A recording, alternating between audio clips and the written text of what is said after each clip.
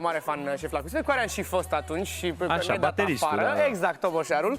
Și ziceam că ai avut o carieră de mic. De la ce vârstă ai început? Că ești de seamă cu noi acum. 14 ani jumate am început să gătesc la primul restaurant. Gătesc, mult spus, spălam faianță și curățam cartofi.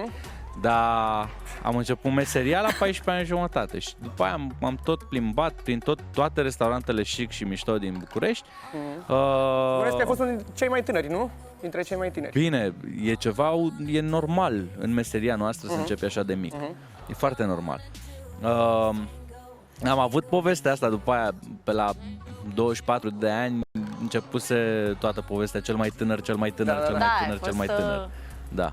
Copilul minune. Copilul minune al bucătăriei.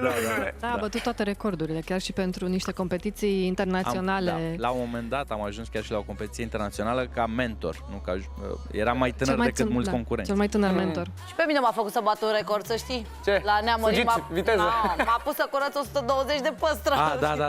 Îți amintești, nu? Da. Și am curățat. Am făcut o nuntă în balcon acolo. Da, exact. Am găsit un balcon. Și cu tine mai țin minte nunta de la Craiova, când tu făceai repetiții și eu nu puteam să-mi fac ședința cu ospătarii.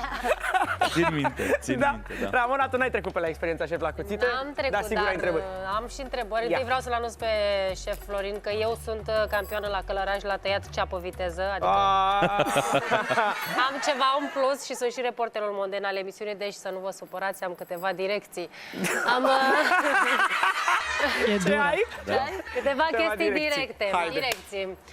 La o nuntă mi s-au plâns invitații că ai vărsat tava cu avocado pe jos. Ce se întâmplă? Ai emoții când servești la mese sau? Aveam 15 ani, eram în bucătărie.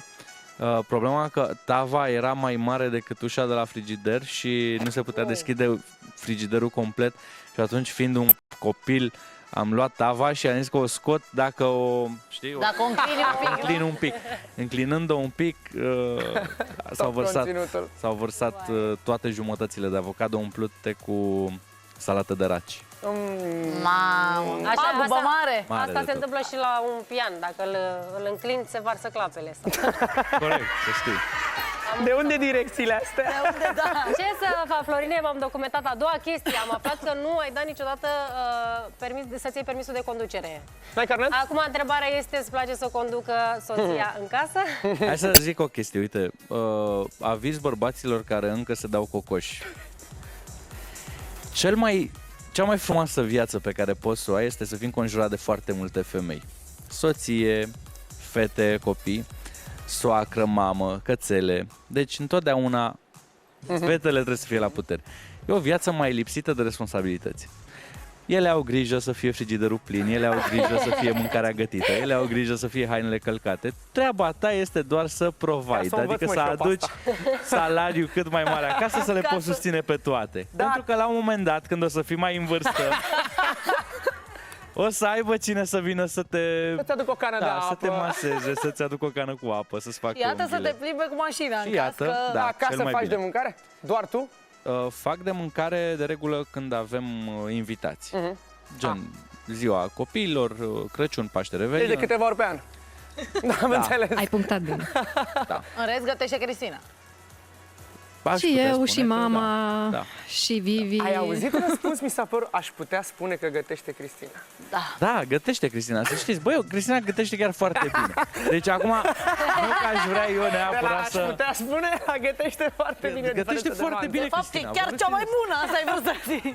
Deci, oameni buni, noi am avut o perioadă în viață, în 2010, când nu eram tocmai foarte ok.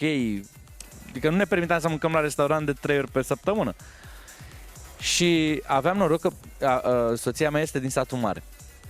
Și veneau odată la 2-3 săptămâni, veneau pachetele de la satul mare cu zlănină, borcană de zacuscă, știi, șuncă, cârnați. Băi, și mâncam zlănină cu... Deci făcea Cristina o omletă cu zlănină prăjită și ceapă verde. Ce ai făcut? Scrambled eggs, așa. Care dimineața mergea perfect, jur. Deci mai ales dacă înainte cu o seara ieșeam pe undeva. Mi-a venit o întrebare foarte tare. Da. Ia. Vreodată ai aruncat, cum faci tu la emisiune, cu fapturile soacrei sau ale soției? Doamne, ferește! Păi, oameni buni, dacă făceam asta, nu mai eram aici. Ok, 100% nu. Că nu se face.